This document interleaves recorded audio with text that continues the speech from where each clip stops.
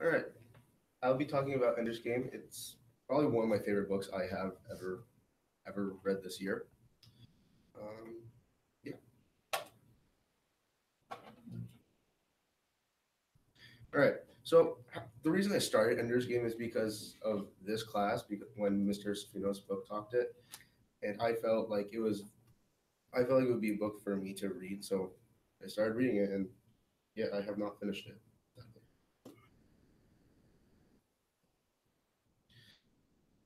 So far, my experience with the book is it's really a page turner. There's a whole bunch of action, I guess you could say. It gets kind of slow between like chapters 5 and 6, but it starts to speed up right after that, and I I just really love the book. Now, I really would recommend this to people who like sci-fi fantasy, but I would also suggest their age being around like 12, so they can get most of the stuff that's going on. And I guess you would have to be into some sort of war-related things.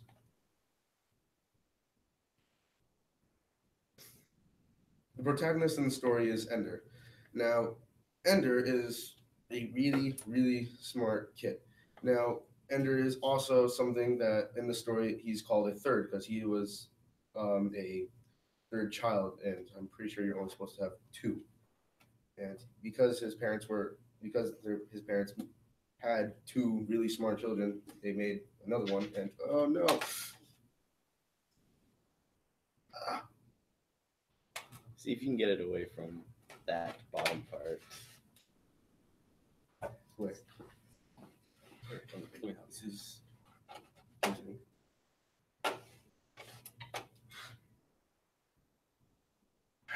Okay, so just keep it right here. All I have to do is click that one button. Okay, all right, continuing on.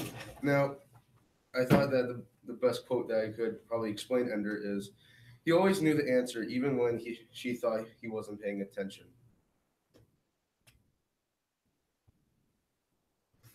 Now, there are many different conflicts in the book Ender's Game. Now, I I felt like the biggest conflict that I noticed was him and where he's being isolated from everyone else in his group, or because of how smart he is. Now, in the story that he was when it was launching, he was being sectioned off, and this is where this quote comes from. "Two, I suppose it is funny. Is it funny to anyone else?" Mummers of no. "Well, why isn't it?" Because he found something funny, and no one else seemed to find this one thing that no one else noticed.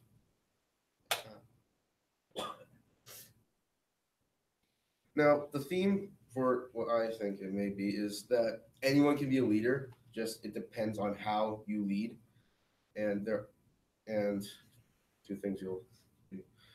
Madrid stepped closer to the girl and slapped her across the face.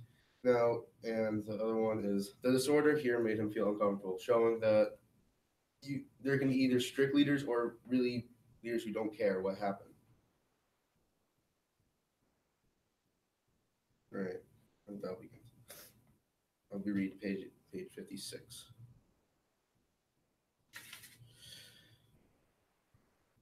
His muscle had stopped, given them a push this strong, and the suit pushes with twice the force. "I'll be clumsy for a while. Better get started." So, still grasping the handhold, he pushed off strongly.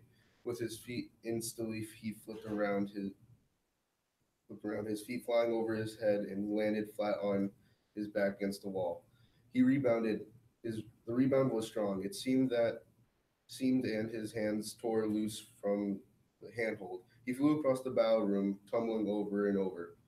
For a sickening moment, he tried to retain his old up and down ordination. Ordination. Ugh. His body attempting to right itself, searching for the gravity that wasn't there. Then he forced himself to change his view. He was hurtling toward a wall that was down, and at once he had control of himself. He wasn't falling. He wasn't flying. He was falling. This was a dive. He could choose how he would hit the surface. "I'm going too fast to catch a hold and stay, I can soften the impact. I can fly off an angle if I roll when I hit, and hit and use my feet. And this is a section where he was first introduced to the battle. Nice.